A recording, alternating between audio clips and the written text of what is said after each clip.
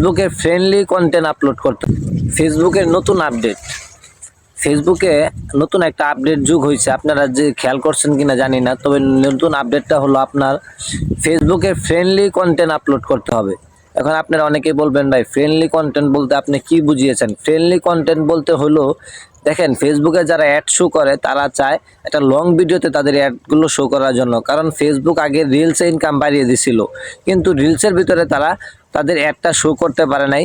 আপনার ভিডিওটা যখন লং টাইম হবে, 3 মিনিট প্লাস ভিডিও হবে, তখন ফেসবুক ওই ভিডিওটাতে একটা অ্যাড শো করবে। হয়তো আপনার ভিডিওর শুরুতে অথবা ভিডিওর মাঝখানে অথবা ভিডিওর শেষে একটা ফেসবুক অ্যাড দেখাবে।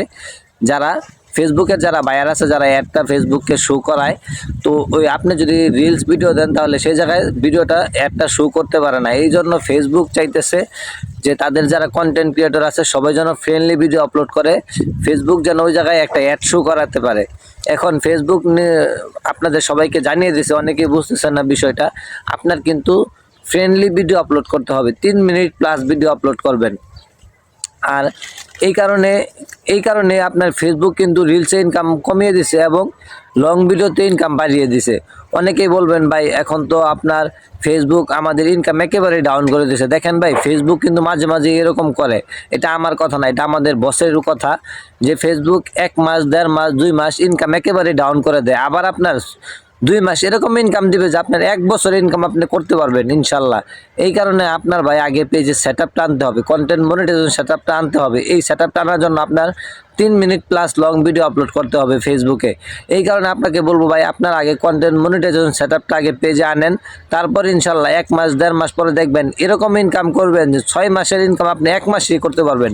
দেখেন ভাই, এখন আপনার পেজে রিচ আছে, সব কিছু ভালো আছে, এখন যদি আপনার ফেসবুক কন্টেন্ট মনিটাইজেশন সেট আপটা দিয়ে দেয় তাহলে আপনি কি করবেন? আপনি সব কন্টেন্ট ক্রিয়েটরের ইনকাম আপনার পেজে একা চলে আসবে। এই কারণে ফেসবুক যেগুলা পেজের রিচ এঙ্গেজমেন্ট ভালো, তাদেরকে বর্তমানে কন্টেন্ট মনিটাইজেশন সেট আপগুলো দিতেছে না। এই কারণে আপনার একটু লং ভিডিও আপলোড করতে হবে, যেন ফেসবুকের অ্যালগোরিদম বুঝতে পারে যে আপনি তাদের কথা মতো কাজ করতেছেন। এটা আপনার ফেসবুকে একটু বোঝার সিস্টেম করে দিতে হবে।